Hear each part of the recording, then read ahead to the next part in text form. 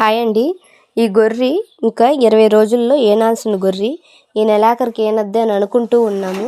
కానీ ఇంత లోపల ఇదైతే చనిపోయింది.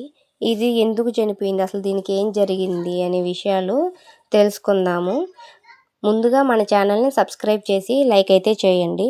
గొర్రెలు కాసే వాళ్ళకి ఇలాంటి నష్టాలు కూడా జరుగుతుంటాయండి. అందరూ ఏమంటారంటే, అబ్బా వీళ్ళు ఇన్ని పిల్లలు అమ్మారు, వీళ్ళకి ఇంత డబ్బులు వచ్చింది, గొర్రెల మీద మంచి డబ్బులు వస్తున్నాయి అని అనుకుంటూ ఉంటారు. నిజమే, మీకు ఎవరికైనా కూడా డబ్బులు వచ్చేది మనం గొర్రె పిల్లలు అమ్మినయే కనిపిస్తాయి. ఇలాంటివి చనిపోయినప్పుడు వాళ్ళకి వచ్చే నష్టాల గురించి కానీ ఏమీ పట్టించుకోరు. వాళ్ళకి తెలియదు కూడా. డబ్బులు కనిపిస్తాయి కానీ లాస్ ఎవరికి కనిపించదు కదండి. అది గొర్రెలు కాసే వాళ్ళకి మాత్రమే తెలుస్తుంది ఆ బాధ అనేది, నష్టాలు అనేది. అయితే వాళ్ళు ఇంత చేశారు, అది చేశారు అని మనం దాంట్లో దిగక ముందు గొర్రెలు కాసేటప్పుడు మనకు వచ్చే లాభాలు, నష్టాలు అన్నీ గురించి తెలుసుకోవాలి. అది వ్యాధులైనా సరే, ఏదైనా సరే అన్నిటిని తట్టుకునేలాగా ఉంటేనే ఈ ఫీల్డ్లోకి దిగాల్సి ఉంటుంది. అయితే ఈ గొర్రె మేము ముందు చెప్పున్నాను కదా, మాకు జొన్న పరిగెలు వచ్చాయని. పరిగెలకి 3 రోజుల నుంచి మేపుతున్నామండి. మేము ఇలాంటి జరుగుతాయని చెప్పి మేము ఉదయం నుంచి కాకుండా ఇంటికి వచ్చి ఒక 3 గంటల ముందుగా చాలలోకి తోలుకొని పోతాము. అంత జాగ్రత్తగా మేపుకున్నా కూడా ఇది జొన్నలు ఎక్కువగా తినేసిందండి. అయితే మేము గమనించుకొని ఆ పక్క రోజు ట్యాబ్లెట్ వేసాము. చాలలోకి వెళ్ళే ముందే అరుగుదలకి ట్యాబ్లెట్లు, సిరప్లు అవి తెచ్చిపెట్టుకొని ఉన్నాము. అది ఇంటికి వచ్చిన తర్వాత ట్యాబ్లెట్ వేసాము.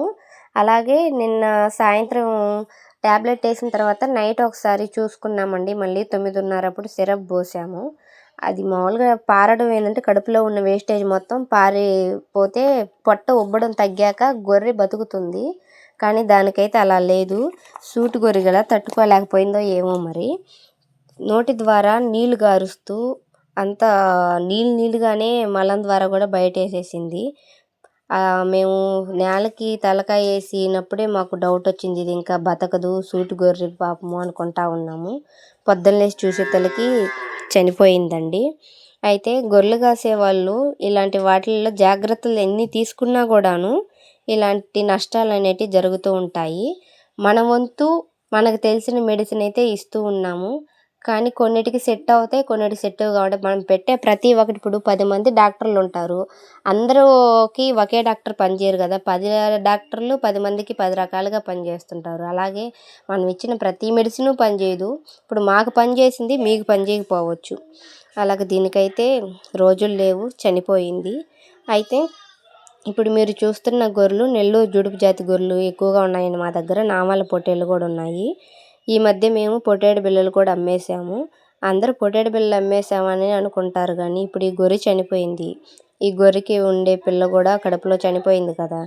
దీనివల్ల మనకి 15,000 దాకా నష్టం వచ్చింది. ఇలాంటి నష్టాలను తట్టుకునే పని అయితేనే మీరు గొర్రెల ఫీల్డ్లో దిగండి. అప్పులు తెచ్చైతే గొర్రెలు కొనైతే చాకొద్దు. మీ దగ్గర ఉన్నంతలోనే గొర్రెల్ని తీసుకొని కాయండి. లాభమో నష్టమో మీరు భరించగలిగితేనే దిగండి. అయితే నష్టాలు వస్తాయి కానీ మనం తట్టుకోలేనంత నష్టాలు రావు చేతుల్లో డబ్బులు ఉండే వాటితో కొనుక్కుంటే. మీకేమన్నా డౌట్లు ఉంటే కామెంట్ చేయండి, తప్పకుండా రిప్లై అయితే ఇస్తాము. Thank you.